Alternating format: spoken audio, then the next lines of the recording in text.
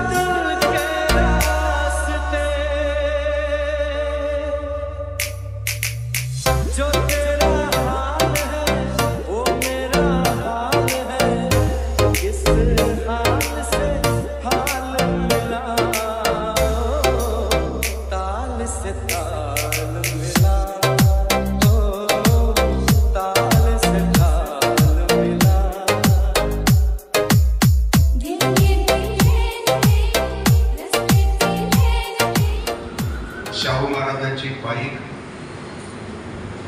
आणि शाहू राजावर सुंदर पुस्तक लिहिणारे आणि बॉक्सिंगच्या क्षेत्रातलं एक श्रेष्ठ अशा प्रकारचं व्यक्तित्व डॉक्टर मदन भोळे, ज्यांची गाणी महाराष्ट्रात प्रसिद्ध आहेत, जे गीतकार आहेत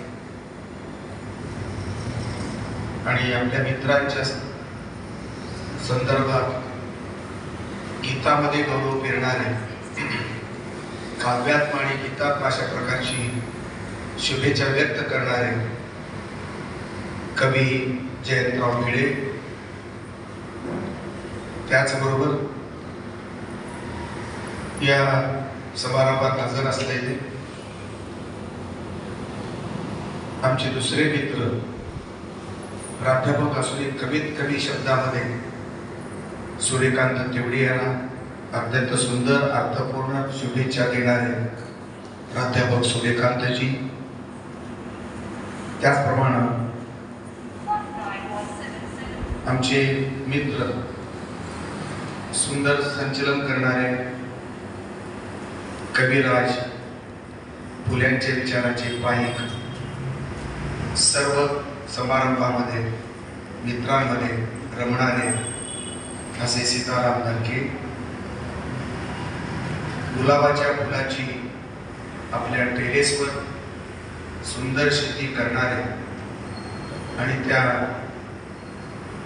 गुलाबाचे एक फूलही देवाला सुद्धा न वाहणारे, निसर्गाला जपणारे, पर्यावरणाची शुद्धता आणि सुरक्षितता जीवापाड जपणारे फूल हे स्त्रीच्या केसात नव्हे, देवाच्या पायावर नव्हे, प्रेतावर नव्हे, तर झाडाच्या वेलीवरच सुंदर दिसतं ही अनुभूती घेणारे आमचे नवे मित्र कवी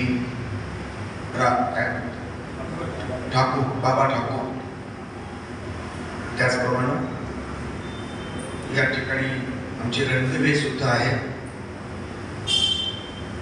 या समारंभाला उपस्थित ज्यांनी कालच आपल्या सौकड्याला इच्छा नसताना प्रशासकीय सेवेचा निरोप दिला ते सन्माननीय बेंद्रे, ते सूर्यकांत तेवढीच्या संस्थेला तर मदत करतातच, पण ते क्रीडेमध्ये आमच्या मदन कुटुळेला मदत केली नाही असं त्यांचं मदन कुटुळेंचं म्हणणं आहे. त्यांना गरजच नाही, इतके श्रीमंत मदन कुटुळे आहेत हे त्यांना माहीत असल्यामुळे ज्यांना गरज आहे त्यांना ते मदत करतात. असे सन्मित्र बेंद्रे ज्यांनी काल कसं भाषण केलं असेल निरोपाचं आणि संयोजन कसं केलं असेल कार्यक्रमाचं याची झलक आजच्या कार्यक्रमाच्या भाषणातून ज्यांनी आपल्याला मिळाली ते सन्माननीय बंडखोर प्रवृत्तीचे वाद, भ्रष्टाचाराविरुद्ध विस्थापिताची बाजू घेऊन, असत्याविरुद्ध सत्याची बाजू घेऊन लढणारे, वागणारे, बोलणारे सूर्यकांत तेवढे यांचे परम मित्र सन्माननीय वाघ. या कार्यक्रमाला उपस्थित सन्माननीय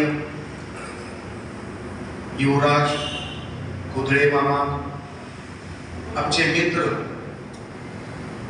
जे त्याच 40 वर्षापासूनची नाटकाची सेवा, सिनेमाची सेवा करतायत. आदिवासी प्रभागामध्ये अत्यंत अव्वल दर्जाचं पहिल्या क्रमांकाचं काम करणारे प्रतिभावंत नाटककार, एक उत्तम संघटक, दूरदृष्टीचा आदिवासी कलावंत, ज्यांनी नुकतंच आदिवासी लघुपटाचं फेस्टिवल भरवलं आणि त्याच्या समारोपाला मी होतो, ते डॉक्टर कुंडलिक केदारी. त्याचप्रमाणे या कार्यक्रमाला उपस्थित ज्यांनी सुंदर प्रास्ताविक केलं, आपल्या गुरुचं ऋण आपल्या शब्दामध्ये व्यक्त केलं, दिग्दर्शक सूर्यकांत तेवढे हे रागावतात आणि ओरडतात सुद्धा, पण शिकवतात ही सुंदर. आणि म्हणून त्यांचं स्वभावाचं दुहेरी स्वरूपातलं वर्णन करून त्यांच्या कर्तृत्वाला न्याय दिला असे सुनील सोनवणे, युवराज, अभिनय, किशोर टिळेकर, विवेक नाईक, सन्मान्य यादव. बालनाट्य हा मला सुद्धा माहीत नसलेला पैलू आहे, पण सूर्यकांत तेवढे 8वीच्या वर्गापासूनच त्या बालरंगभूमीमध्ये रमले याची आठवण विवेक नाईकांनी आपल्या भाषणातून करून दिली. मला आश्चर्य वाटतं की संस्था चालवणाऱ्या एका कर्तबगार अशा प्रकारच्या सूर्यकांत तेवढेंची मैत्री जपणारे, पूजणारे, मैत्रीभाव टिकवणारे, त्या मैत्रीला समर्पित असणारे मदन कोठळे, दोन संस्थांचे दोन नायक 30-40 वर्षापासून एकत्र कसं नांदू शकतात? आजकालची मैत्री महिनाभर टिकत, 15 दिवस टिकत नाही, पण यांची क्रीडा आणि कलेची मैत्री ही कायम टिकून आहे आणि ते व्यासपीठावर आज सन्मान येत आहे. त्यांचं ठीक आहे, त्यांच्या मैत्रीला दृष्ट लाभली अशी मी प्रार्थना करतो. मी अनेक वेळा पाहिलं, अनेक समारंभातून त्यांची मैत्री अनुभवलेली आहे. कला क्षेत्र आणि क्रीडा क्षेत्र भिन्न क्षेत्र असून सुद्धा त्यांच्या मैत्रीला बाधा आली नाही. पण मला आश्चर्याचा दुसरा धक्का बसला की नाट्यचित्र संस्था चालवली, सिनेमाचं काय 3 दिवसाचं त्यांनी काय शिबिर घेतलं, संमेलन घेतलं. असे सूर्यकांत तेवढे की ज्या कार्यक्रमाला मकरंद अनासपुरे, उषा चव्हाण, आशा काळे, जब्बार पटेल आणि निळू गोखलेसारखी माणसं आली, अध्यक्षपद त्यांनी पुजलं, त्याचा सहभाग दिला. असा दिग्गज संघटक माणूस आणि या माणसाच्या या निरोपाचा कार्यक्रम आणि वाढदिवसाचा कार्यक्रम आणि त्याच्या कादंबरीच्या प्रकाशनाला आमचे पुंडलिक केदारे बहुरूपीचे अध्यक्ष आहेत, सिनेमाच्या संस्थेचे जे प्रमुख आहेत, एका संस्थेच्या प्रमुखाच्या कार्यक्रमाला दुसऱ्या संस्थेचा प्रमुख श्रोता म्हणून हजर राहतो, याच्यासारखी आनंदाची बातमी.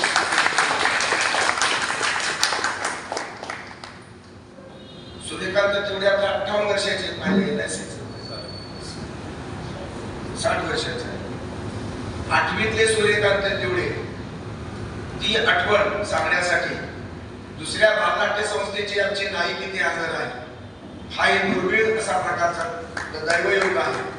त्याचं 2 संस्था चालक कधीही एकत्र नांदत नाही, 2 विद्वान माणसं एकत्र नांदत नाही, 2 कवी सुद्धा एकत्र काय एकत्र एकमेकांची कविता ऐकायला दुसरा कोणी नसतोच म्हणून हजर राहतात. आणि अनेक कवी इथे आलेले आहेत. मी सर्वांचं स्वागत करतो.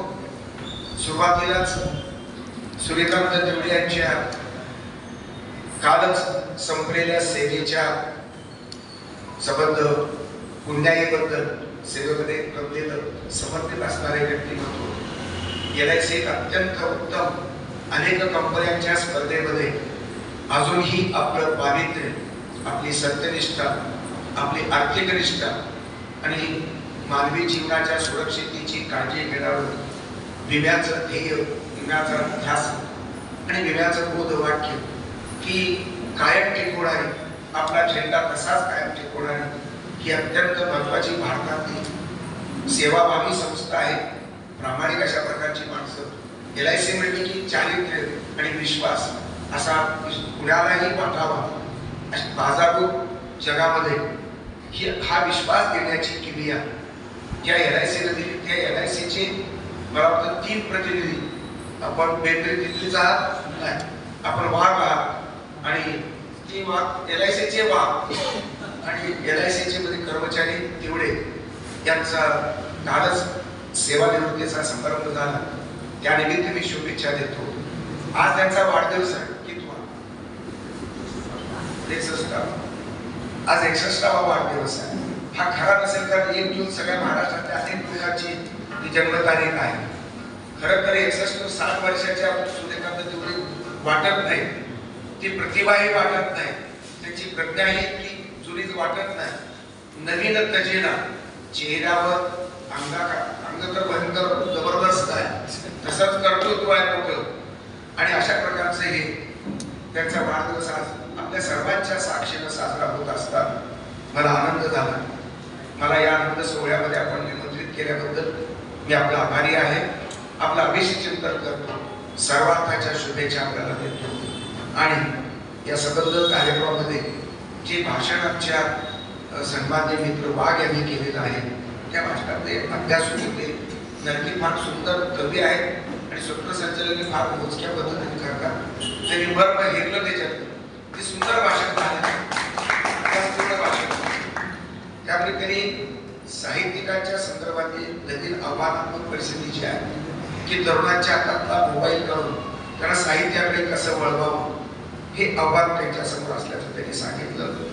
त्याचप्रमाणे प्रस्थापिताविरुद्ध झगडण्यासाठी विस्थापिताची बाजू घेण्याचं सूर्यकांत तेवढे यांचं जे काम आहे, त्यांचे लेखणीतून ते सिद्ध झालेलं आहे, त्याचा त्यांनी गौरव केला. आणि हे चॅलेंज स्वीकारताना, ही सबंध भूमिका मांडताना आमचे काल त्यांनी एक घटना सांगितली. त्यांच्या आईने त्यांना बोलवलं. ते कालचक्र पुस्तक वाचून त्यांनी त्याला बोलावलं आणि अभिप्राय करायला सांगितला. 84 वर्षाची आई, तिचं अस्तित्व इतकं डोळस आणि सत्यनिष्ठ ज्ञाननिष्ठ हे अस्तित्व वाघाच्या दृष्टीने तर निश्चित सन्मान करून आनंदाची, अभिमानाची, समाधानाची ती गोष्ट आहेच. पण सूर्यकांत तेवढे यांना कालचक्र हे 1 तारखेला प्रकाशित झाले. आज काल पुस्तक आला असेल, परवा आला असेल. तिची पहिले वाचक म्हणून वाघाच्या आईचा, अशा महान मातेचा आशीर्वाद मिळाला. पहिली पावती त्याला मिळालेली आहे आणि म्हणून त्याचा मी निश्चित सन्मान करतो. त्याच्या आईच्या मातृत्वाबद्दल, त्याच्या अभिप्रायाबद्दल मी समाधान व्यक्त करतो. पाचंगी अजून आमची धुमधुणाट असं काही आलं नाही आलं, पण अयोध्येचं राम मंदिर ते मोदींचं नाहीये, ते सर्व जनतेचं राम मंदिर आहे. इच्छा बहुतेक धार्मिक लोकांची इच्छा होती की राम मंदिर व्हावं. मोदींचा राम वेगळा आणि बाकीच्या सर्वसामान्यांचा राम हा खराच सर्व संस्कृतीचं प्रतीक असणारा, सत्यप्रिय असणारा, प्रामाणिक असा राम आहे. त्याच्यामध्ये दोष आहे. तो शत्रुकाचा वध करणारा राम किंवा सीतेला पतिव्रतेची परीक्षा घेणारा राम, हे राम काही मला पटत नाही. ते देवामध्ये सुद्धा मर्यादा असतात, दोष असतात. तो वजा करून ते देवत्व सन्मानित व्हावं आणि राम आहे एक वचनी एक पत्नी अशा प्रकारचं वचन सबंध भारतभर व्हावं. त्या रामाच्या मंदिराच्या पूजेसाठी आमच्या रमेश पत्रके यांना राम मंदिर संस्थेचं 5 हप्ता निमंत्रण आलं आणि त्याला पिढावून त्याला बोलवलं. त्यांच्या वडिलांच्या, त्यांना वडिलांना तर राष्ट्रपतीचा पुरस्कार आहे आणि त्यांना राम मंदिराला बोलवलं गेलं. हा सन्मान साधा नव्हे. त्याच्या चौघडा वादनाच्या परंपरेतला, वारशामधला एक सुंदर अशा प्रकारचा क्षण त्यांनी तो जपला.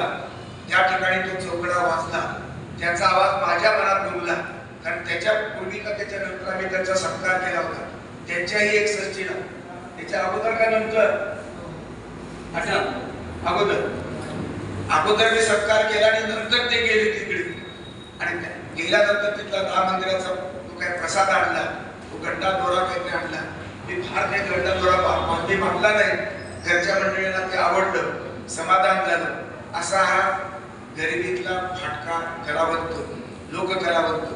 अशा लोककलावंतांना अभिनय संदर्भात किंवा संगीताच्या क्षेत्रातील, गीताच्या क्षेत्रातील, नाटकाच्या क्षेत्रातील, सिनेमाच्या क्षेत्रातील सगळ्या कलावंतांना शिबिर करून, त्यांच्या कार्यशाळा करून त्यांना नवीन अशा प्रकारचं ज्ञान देण्याचा प्रयत्न सूर्यकांत तेवढे गेले 30-40 वर्ष करत आहे. त्याचा प्रवास 83 पासून सुरू झाला. जवळजवळ 10-11 नाटकांचा प्रवास आहे. लेखन केलं, स्टेजवर आणले. नाट्य स्पर्धेत, महाराष्ट्राच्या राज्य नाट्य स्पर्धेमध्ये ते सहभागी होतात. कधी पुरस्कार मिळतात, कधी नाही. पण कला जपली पाहिजे.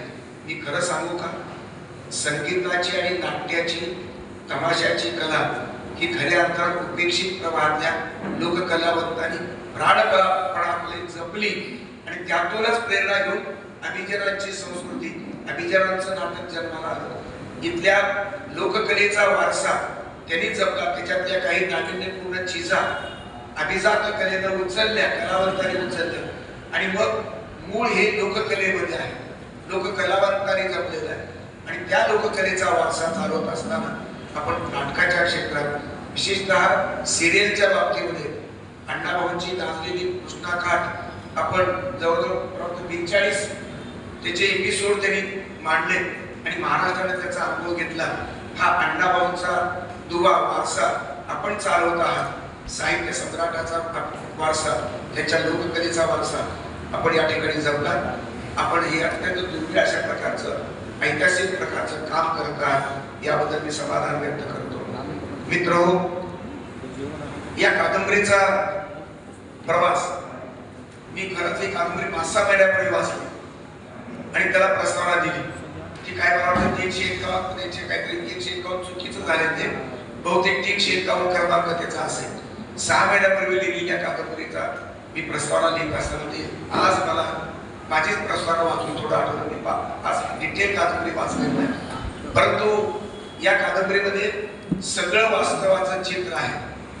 म्हणजे सूर्यकांत तेवढे ज्या काळात नाहीत त्या काळाचा वेध घेऊन, जे पृथ्वीच्या जन्माच्या वेळेस तुम्ही नव्हता, मी नव्हतो, कोणीच नव्हतं, आपले सर्वांचे पूर्वज होते, अशा कालखंडापासून त्या अलीकडल्या सतत बुद्धाचा कालखंड, महावीराचा कालखंड, शाक्याचा कालखंड, शिवाजी महाराजाचा कालखंड, शाहू महाराजाचा कालखंड, महात्मा फुल्याचा कालखंड, आंबेडकरी पर्वाचा कालखंड, हे संबंध कालचक्र पृथ्वीच्या निर्मितीपासून आजपर्यंत हे चालू आहे.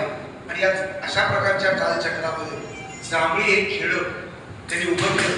त्या जांभळीचा परिसर, जांभळीचा निसर्ग, जांभळीची संबंध 12 बलुतेदाराची वास्तवता, ही संबंध जुन्या काळात आणि नव्या काळाशी संदर्भाचा, त्याच्यातला संघर्ष, त्याच्यातले सुखदुःखाचे प्रसंग, त्या संबंध 12 बलुतेदाराची स्वभाव धर्म, ते 12 बलुतेदार आपल्याला माहितीच आहे, पण त्यांनी ते नावानिशी घेतलेले आशीर्वाद देणारा पोतराज. आज पोतराज कालबाह्य झालेला आहे सर्व अर्थानं, ते बरोबर ठीकच आहे, पण त्या काळातला तो आपला पोतराज उभा केला, शूद्रांचा कैवार घेणारा स्मशानजोगी त्यांनी या कादंबरीत आणलेला आहे.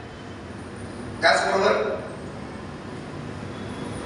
सत्याच्या संदर्भामध्ये धाकधूक असताना वर्णव्यवस्थेचं समर्थन करण्याचं दुःख भोगतो, पण वर्णव्यवस्थेची गुलामी पत्करणारा हा जो नागोचा आभार आहे तो त्यांनी उभा केला. त्याच्यामध्ये पोट सुटलेला धर्मा दोहार, तो एका ठिकाणी बसून भाका हरत असतो, तो त्याचं पोट सुटलेलं आहे. ते कॅरेक्टर आणि त्याचं शरीर रचना, त्याची स्वभाव रचना, त्याचं बारीक निरीक्षण लेखकाला असलं पाहिजे. आणि म्हणून ग्रामीण भागातलं खरं तर शहरात राहतात, त्याचे पूर्व इतिहास मला माहिती नाही, पण सूर्यकांत तेवढीची निरीक्षण शक्ती आणि आकलन शक्ती ही अफलातून आहे. त्यांच्या प्रतिभेला हे सर्व कॅरेक्टर दिसतात, जाणवतात, अनुभवला येतात, आणि म्हणून त्यांनी धर्माद्वार उभा केला. त्याचबरोबर वखालीतून पाणी देणारा कोळी, ज्याचे त्याचे व्यवसाय आणि त्याच्या 12 बलुतेदारांचे संबंध, व्यवसाय, स्वभाव धर्म, त्याचा शरीर धर्म सगळा दिलेला आहे. साधू परी, सदा सोदा, काय वादू नावी, गावगाड्याचं एक सुंदर अशा प्रकारचं चित्र त्यांनी आपल्या डोळ्यासमोर उभं केलेलं आहे. ज्यांनी गावगाडा अनुभवलेला नाही त्यांना सुद्धा या कालचक्रमधून गावगाड्याचं दर्शन घडतं, की वास्तवाला भेटणारी, वास्तवाच्या अंतरंगामध्ये शिरून त्याच्यातली कुरूपता आणि चांगुलपण, ह्या दोन्ही द्वंद्वाला सामोरं जाणारी ही आमच्या सूर्यकांत तिवडेंची कादंबरी वेगवेगळ्या संदर्भात आपल्याला भेटते. जांभळीची ही जी यात्रा आहे ती अत्यंत महत्वाची आहे. त्या यात्रेमध्ये पाप पुण्याचे संबंध, गैरसमज जे आहेत, शिवाशिवचं पाठवण्याचा वगैरे प्रकार आहे, लोकांचा बहिष्कार आहे, हे सगळे प्रश्न कालचे आहेत, आजचे आहेत. अजूनही गाव असं शिल्लक नाही की ज्या गावात जाती नाही, प्रमाण कमी जास्त आहे, पण आहे. आणि म्हणून तिथला पाटील हे दाखवला आहे, तिथला ब्राह्मण दाखवलेला आहे. पाटील हा गुलाबगिरीचं कैवारी आहे, तो जोखड, तरी शब्द चांगला वापरला, वर्णव्यवस्थेचं जोखड मानणारा, त्या जोखडामध्ये पिसलेला पण त्यातला पाटील, त्याचा तो उभा केला, पाटीलांचं रूप, त्याचं सगळं कॅरेक्टर त्याने उभं केलं. आणि इथला धर्मानंद गुरुजी हा ब्राह्मण माणूस आहे, त्याचा शिष्य वामन, ही जोडी अत्यंत बेरकी आहे. हे ब्राह्मणाची जी वैशिष्ट्ये आहे, चांगली आणि वाईट, ते सांगण्याचा प्रयत्न केलेला आहे. आणि ज्या स्मशान जोगी हा धर्मानंद गुरुजी आणि वामन याच्याशी संघर्ष स्मशानातल्या जोग्याचा असतो. स्मशान जोगी तर हा निसंग आहे आणि हा जाती व्यवस्थेचा बळी आहे, पण तो स्वाभिमानी आहे आणि तो सत्यासाठी भांडत राहतो. सत्यासाठी भांडण्यामध्ये या वर्णव्यवस्थेच्या संघर्षामध्ये काही सवर्ण माणसं सुद्धा आहेत. त्यातली सरस्वती आहे, धर्मानंद गुरुजी आणि सरस्वती. आता याच्यामध्ये खरी कथा आहे सरस्वतीची आहे. मग पाटील नायक मानावा का? गाव पाटील रुबाबदार आहे, महत्वाची सत्ता त्याच्याकडे आहे. रूढ अर्थानं नायक कोण या कवी या संबंध कादंबरीत, तर पाटील आपल्याला वाटू लागतो. कोणी म्हणेल धर्मानंद गुरुजी आहे, हा गुरुजी प्रमुख, तिचा नवरा आहे, तो ब्राह्मण आहे, त्याच्या संबंध त्या गावाचे धार्मिक सूत्र त्याच्याकडे आहे. की हा स्मशान जोगी आहे, तो विद्रोही आहे, पण तो विद्रोही स्मशान जोगी पण नायक मला वाटत नाही. पाटील सवर्णाचा असला, पाटील की गाजवणार असला तरी तुम्हाला वाटत नाही. ब्राह्मण हा धर्माच्या संदर्भातला वरिष्ठ अशा प्रकारचा वर्ग हे कुणाचा वाटावा अशी एक संभ्रमावस्था त्यांनी जाणीवपूर्वक सहज बनलेली आहे.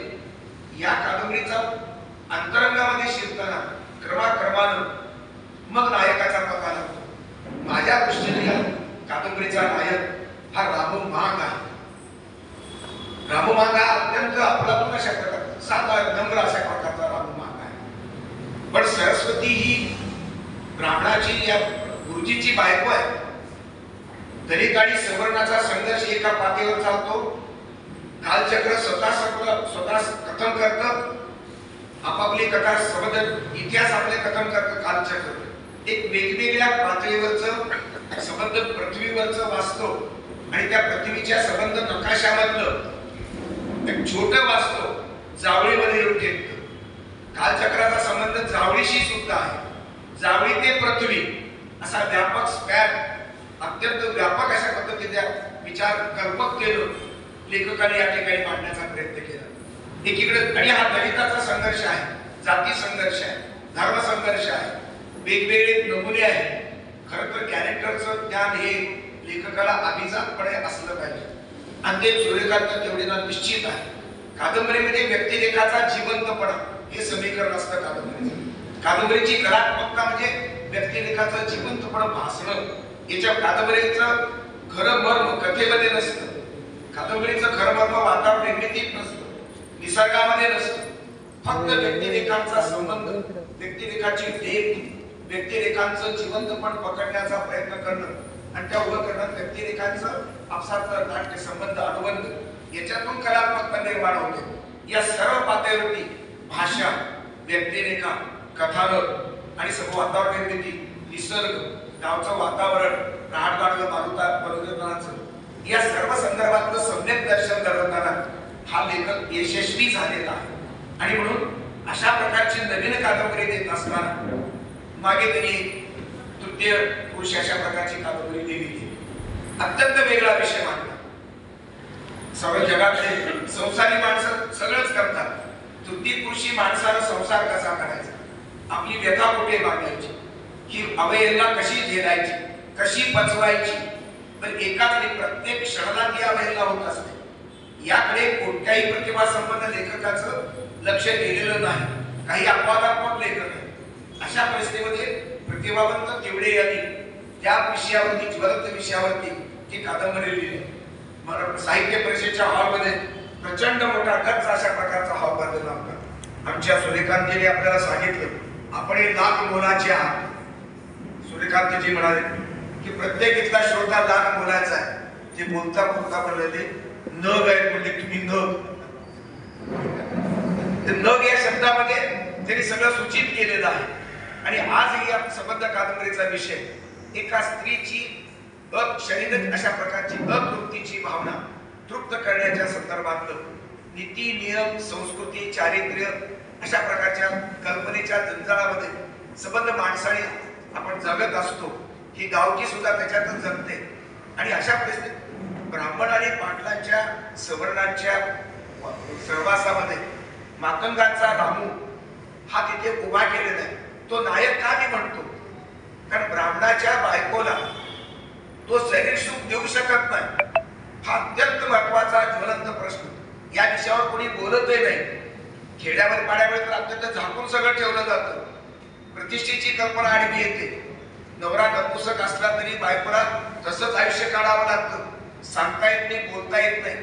आणि मग बोल नसलं तरी तसंच. अशा प्रकारचा ज्वलंत आणि जिव्हाळ्याच्या प्रश्नावर, स्त्रीच्या जिव्हाळ्याच्या प्रश्नावर सूर्यकांत तिवड्यांनी अत्यंत आत्मीयतेनं त्या स्त्रीची बाजू घेऊन त्यांनी एक कादंबरी लिहिली. आंबेडकरवाद फक्त जाती संघर्षाचा नसतो, भाकरी पुरता फक्त मार्क्सवाद नसतो. एकेका संदर्भामधलं सूत्र बाबासाहेबांनी प्राधान्याने त्याला महत्व दिलं. पण बाबासाहेब कलावंत आहे. बाबासाहेबांना सर्व जाणीव आहे. बाबासाहेबांनी स्त्रीचा सन्मान केलेला आहे. बाबासाहेबांनी स्त्री मुक्ती, मानव मुक्ती, श्रमिक मुक्ती, दलित मुक्तीचे सर्व अजेंड्यावर मांडलेलं आहे. एका आयुष्यामध्ये किती प्रश्न मांडायचे. बाबासाहेब सुद्धा आपल्या संसारिक गोष्टीमध्ये जरूर त्याला लक्ष देतात. आणि म्हणून आंबेडकरवादी विद्रोही साहित्य, आंबेडकरवादी कादंबरी आपण पाहतो, वाचतो, कथा हे करतो. हा प्रश्न फारशा दलित साहित्यामध्ये घेतलेला नाही. आणि म्हणून आंबेडकरवादाचं नाव न घेता आंबेडकरी पर्वाचा प्रभाव दाखवल्यावर पण वाघ जसं म्हणाले की एका विचारसरणीची बांधिलकी न मानता कलावंत म्हणून मला कसं दिसलंय वास्तव, स्त्रीची वेदना, स्त्रीच्या डोळ्यातलं पाणी जे कोणी पाहू शकत नाही ते सूर्यकांत तिवडेने पाहिलं. ब्राह्मण स्त्रीच्या डोळ्यातलं पाणी, तिच्या अंतःकरणातली वेदना, तिच्या शरीराची भूक आणि त्या भुकेतली आग, भुकेतली संबंध, जी काही वास्तवता आहे ही नैसर्गिक भावना आहे. ती भावना या लेखकानं पचवली आणि या कल्पनेनं ते चित्र उभं केलं आणि तिचा संघ रामू मांगाशी दाखवलेला आहे. रामू मांगाशी ती रथ होते, ती बंडखोरी पत्करते. ब्राह्मण स्त्रीनं बंडखोरी का पत्करू नये? मनुस्मृतीनं केलेला अन्याय दलितावरच नाही तर ब्राह्मण स्त्रियावरती सुद्धा मनुस्मृती अन्याय करते. आणि म्हणून या कुठेही विद्रोही भूमिका न घेता लेखकाची भूमिका संयत विवेकी विद्रोह सूर्यकांत तिवडेंनी मांडला. याबद्दल महाराष्ट्रातल्या तमाम समीक्षक वर्गातर्फे सूर्यकांत तिवडेंचे मी अभिनंदन करतो. दलित कथा, दलित कविता, दलित कादंबरी लिहिणाऱ्या सर्व परंपरेमध्ये, प्रवाहामध्ये विद्रोह आहे. कोणता विद्रोह? तुमची संस्कृती, तुमचं हे सगळं गाव काढा, तुमच्या संस्कृतीवरती मी थुंकतो हा विद्रोह, तुमच्या संस्कृतीने मुततो ही कविता. अशा प्रकारचा विद्रोह सूर्यकांत तिवडे चघळत बसत नाही. शिवाय शापाचा विद्रोह या कलावंताला मान्य नाही. विवेकी विद्रोह ही त्यांची मूळ भूमिका आहे आणि कलावंताची अशीच भूमिका असली पाहिजे. या दृष्टिकोनातून ही सरस्वती बंडखोरी पत्करते.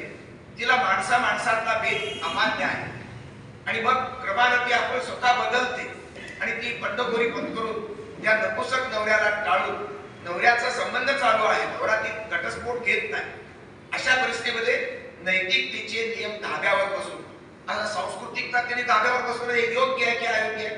पाप आहे की पुण्य? जुन्या समजुतीप्रमाणे, धार्मिक श्रद्धेप्रमाणे हे पाप ठरवलं गेले. पण स्त्रीला स्त्रीत्वाचा न्याय देण्याची आणि न्याय घेण्याची भूमिका हे पाप कसं असेल? नवरा जर असा जर नवरा जर असेल, बायको जर वाद असेल तर नवरा गप्प बसतो का? दुसऱ्या स्त्रीचं नवरा सुख घेणारच. कुठल्याही स्त्रीचं सुख, ब्राह्मण अनेक कुटुंबांच्या मध्ये तरी स्त्रियांचं सुख त्यांनी घेतलं, जिथे जात त्यांना वाटत नाही, हे अंधारामध्ये चालतो. मग उजेडात का नको? जे पुरुष करतात, ब्राह्मण पुरुष करतात, ते ब्राह्मण स्त्रीला तर केलं तर मग बिघडलं कुठं? न्याय समान असला पाहिजे.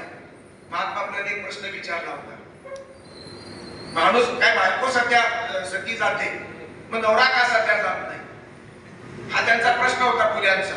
आणि म्हणून तिवडे यांनी आपल्या कादंबरीमध्ये तोच प्रश्न साधारणपणे मांडलेला आहे की हे स्त्रीचं स्त्रीत्व, तिचे भावना, मन, शारीरिक भावना, हे जसं पुरुषाला लैंगिक स्वातंत्र्य आणि लैंगिक त्याचे अनुबंध असतात तसे स्त्रीच्या बाबतीत सुद्धा आहे. पण आपली संस्कृती, मागे बोलू नका, पुढे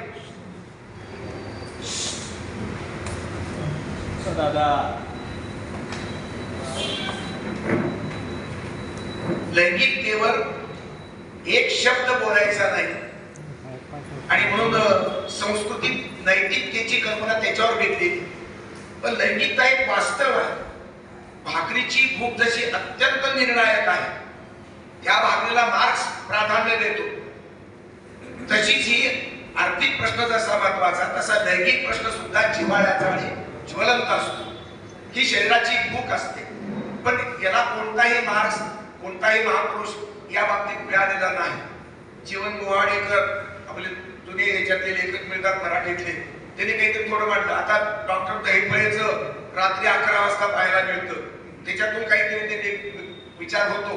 पण अजूनही सर्रास अशा प्रकारचं लैंगिक शिक्षण आपल्याला दिलं जात नाही, बोललं जात नाही. ते न बोलणारा प्रश्न बोलका केलेला आहे आणि ही स्त्री त्या ठिकाणी बंडखोर दाखवलेली आहे. मित्रांनो, या ठिकाणी स्त्री पुरुष संबंधाचं हे सूत्र, हे संबंध कादंबरीवर अत्यंत निर्णायक ठरलेलं आहे. एकाच पातळीवर जातीचं दुःख सांगणारी कथा, जाती व्यवस्थेचा संघर्ष आणि स्त्री पुरुषातल्या या नैतिक अनैतिकतेचा संघर्ष, ही दोन सूत्र इतकी बेमारून गुंफलेली की अशा प्रकारची कादंबरी माझ्या वाचनात आजपर्यंत आलेली नाही. दलित साहित्याचं हे एक्सपान्शन आहे, किंबहुना मराठी साहित्याचंच एक नवी वाट तुम्ही शोधून काढलेली. इथे खरं म्हणजे फार मोठा आपण संख्येनं नसाल, पण आमच्या सूर्यकांतीने सांगितलं लाख मोलाचे आपण आहात, साहित्यिक आपण कवी पण आहात. त्या दृष्टीने विचार करताना हा प्रश्न महत्वाचा होता. एक जाती व्यवस्थेचा प्रश्न अनेक जण चर्चा करतात, एकच प्रश्न कादंबरीत मांडतात, कथेत मांडतात. पण हा लैंगिकतेचा जिव्हाळ्याचा प्रश्न मिळून दोन्हीमध्ये मिसळून मांडणारा प्रश्न, कालचक्राच्या व्यापक स्पॅनमध्ये ही कल्पकतेनं आणि वास्तववादी चित्रण करत असताना त्या गावाची जत्रा, त्या गावाची मंदिरं, त्या गावातली पूजा पाठ करणारी, त्या गावातली बेरकी माणसं ही सगळी त्यांनी मांडलेली. त्यामध्ये एकूण दलितच प्रश्न नव्हे तर स्त्री संबंधाला, स्त्री पुरुषाच्या संबंधाला त्यांनी निश्चित महत्व दिलेलं आहे. मातृत्व हा स्त्रीचा अधिकार आहे, हे विधान फार महत्वाचं. आणि म्हणून महापुरुषांनी मातृत्वाचा सन्मान केला, पण मातृत्व हे स्त्रीचा हक्क आहे हे कोणी म्हणत नाही. महात्मा फुल्यांच्या सावित्रीबाईनं आणि महात्मा फुल्यांनी याच पुण्यामध्ये विधवेचं मातृत्व मंगलमय मानलं आणि त्या विधवेच्या मातृत्वाचं बाळंतपण केलं. जगामध्ये पहिली घटना आहे. विधवेला सुद्धा माता होण्याचा अधिकार आहे, हा त्याचा अर्थ आहे. तो अर्थ त्या काळातही पचला नाही, आजही पचत नाही, उद्या पचेल की मला सांगता येत नाही. इंग्लंड अमेरिकेमध्ये सुद्धा तो अजून विचार पचत नाही. ती पचवण्याची भूमिका महात्मा फुल्याने आणि आपल्या सावित्रीबाईंनी पचवली आणि ते बाळंतपण केलं. कुणाचं बाळंतपण? ब्राह्मण विधवेचं बाळंतपण केलं. कारण पुनर्विवाह करण्याची पद्धतीच ब्राह्मणामध्ये नव्हती. ब्राह्मण हे शहाणे किती असो, ते स्वतःला किती मानवतो. जरा राग येईल का मला सांगता येत नाही, पुरोगामीच आहे. सूर्यकांतीचे मित्र आहेत म्हणजे नक्की पुरोगामी आहे. ब्राह्मण हे शहाणे समजत असतील तरी सुद्धा आपल्या समाजातल्या बायकोचं जर कपाळ विधवं झालं, तिला पुनर्विवाहाचा का हक्क देऊ नये, पण दिलेला नव्हता. म्हणून विधवेचा संसर्ग नाव्याशी यायचा आणि त्याच्यातून तिचं पाऊल, तिचं वाकडं पडलं असतं. वाकडं कसं पडेल? ते सरळ पाऊल आहे, स्त्रीचं पाऊल आहे. ते तिनं जर त्या नाव्याला जवळ केलं आणि आपल्या भावना जर शमवून घेतल्या, त्याला आनंद दिला, आपण आनंद घेतला, तर समाजाच्या बापाचं काय बिघडतं? आणि म्हणून त्या सावित्रीबाईंनी आणि महात्मा फुल्यांनी त्या बाळंतीण होण्यासाठी ब्राह्मण स्त्रीला, अनेक स्त्रियांची बाळंतपणे केली, आपल्या आपल्या वाड्यामध्ये बोलवून तिचं बाळंतपण केलं. आता बाळंतपण करताना महात्मा फुले काही हजर राहू शकत नाही. स्त्रीचं बाळंतपण आहे, पुरुष कसा हजर राहील? आपण सगळे महात्मा फुल्यांना महात्मा म्हणतो, पण आपल्या सावित्रीबाईला महात्मा म्हणत नाही, कारण म्हणण्याची सोय नाही, भाषेमध्ये सोय नाही. महात्मीन, वकिलाचं वकील, मास्तरीचं मास्तरी हे म्हणण्याची सोय. तसं महात्मीन कसं म्हणणार? भाषेमध्ये पुरुष प्रधान संस्कृतीचं वर्चस्व आहे आणि म्हणून फुले महात्मा ठरले, सावित्रीबाई का नाही. जी महात्मा फुल्यांच्या पुढे जाऊन त्या स्त्रीचं बाळंतपण करते, तिचं मंगलमय सांगते. आणि एवढंच नव्हे तर त्या ब्राह्मण स्त्रीचा यशवंत नावाचा मुलगा दत्तक घेतात. दलित समाजाचा मुलगा त्याने घेतला नाही दत्तक, मराठ्याचा घेतला नाही, बहुजनाचा घेतला नाही. ब्राह्मण विरोधी वाटणारे असणारे महात्मा फुले ब्राह्मणाच्या स्त्रीचा, विधवा स्त्रीचा यशवंत नावाचा मुलगा दत्तक घेतात. त्याच्या नावानं सगळी प्रॉपर्टी करून टाकतात. त्याच्या मृत्यूपत्र आपण वाचा, ते आपल्या लक्षात येईल. म्हणून ते महात्मा होते. त्या महात्मा या संदर्भाची उजळणी वेगळ्या अर्थानं कालचक्राच्या संदर्भामध्ये अत्यंत प्रतिभेच्या बळावर हे कथानक पेलत असताना व्यापक स्पॅनमध्ये स्त्री पुरुष संबंध आणि जाती व्यवस्थेचं हे सूत्र एकात्मक पातळीवरती कलात्मक करून आमच्या सूर्यकांतरावांनी मांडलेलं आहे. आचार्य देवकर, रामू आणि सरस्वती, हे रामू सुद्धा आणि आचार्य देवकर हे सवर्ण असावेत बहुतेक. ही सवर्ण माणसं आहेत, यांच्या डोक्यात जात नाही. एका कुठल्या तरी जाती व्यवस्थेमध्ये त्यांचा जन्म झाला असला पाहिजे. ते त्यांच्या हातात नाही, माझं माझ्या हातात नाही, जयंतरावचं त्यांच्या हातात नाही. जात आम्ही मागून घेतलेली नाही, आपण कोणीच मागून घेतलेली नाही. हा अपघात आहे. पण सूर्यकांत तिवडेचं कौतुक या गोष्टीसाठी आहे की ते कादंबरी लिहित आहे आणि ब्राह्मण विलन दाखवला जातो. संभाजी ब्रिगेड टार्गेट ब्राह्मणाला करतो, काय ते वेगवेगळे दलित समाज करतो, आरपीआय करते, कोणतं ते एक बामसेप करतं, हे सगळं ठीक आहे. परंतु हे करत असताना सगळे ब्राह्मण वाईट ठरवले जातात. सूर्यकांत सगळे सवर्ण वाईट ठरवले जातात. पाटील वाईट, ब्राह्मण वाईट, देशमुख वाईट, अमुक वाईट, कारण ते सवर्ण आहे. सवर्ण मानसिकता म्हणजे घातक आहे, विलनाची आहे, असं चित्र मराठी साहित्यात उमटलेलं आहे. ब्राह्मणांच्या वाट्याला जास्त आलं, पाटलांच्या वाट्याला कमी आलं, सगळ्या बहुजन आणि ब्राह्मणाचा वेगळा फरक आला.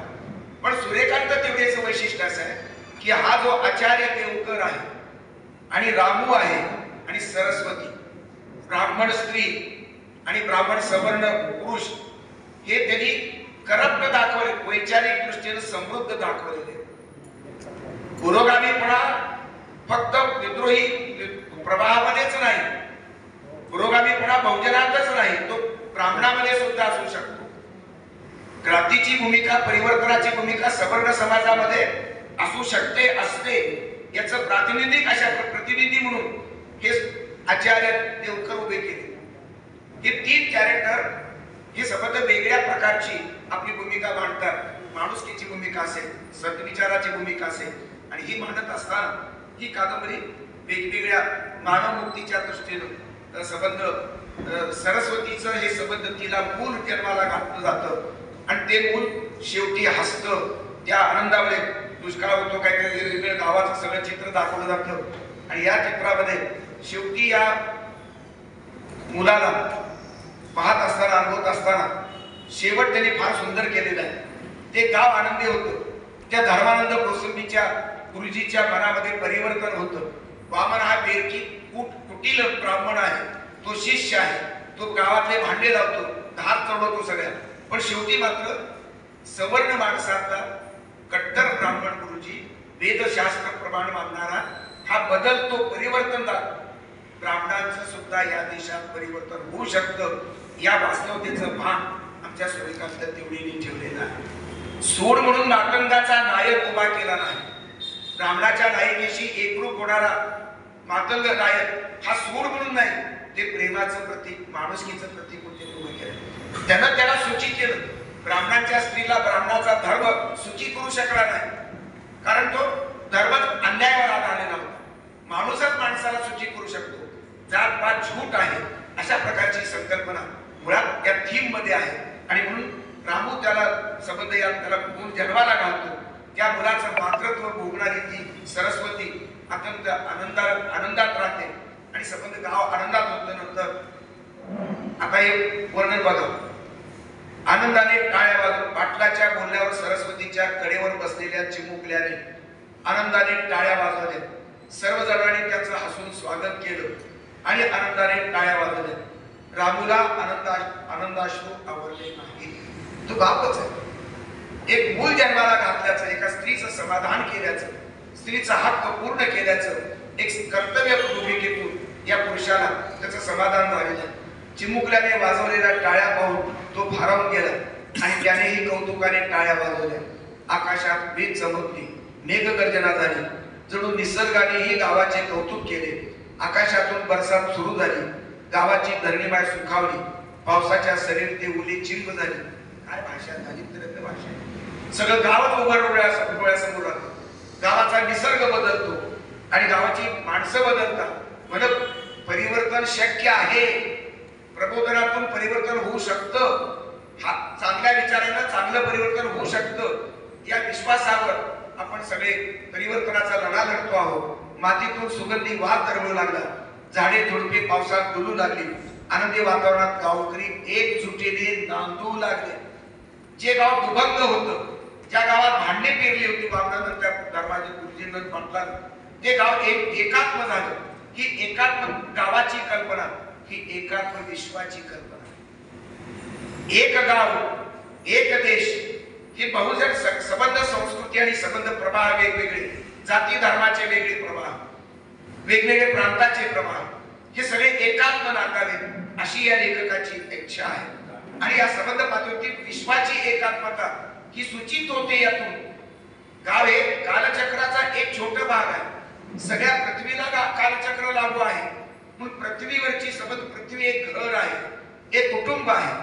या कुटुंबामध्ये सगळे धर्म बाद, सगळ्या जाती बाद, सगळे नकाशे, देशाचे नकाशे सुद्धा बाद.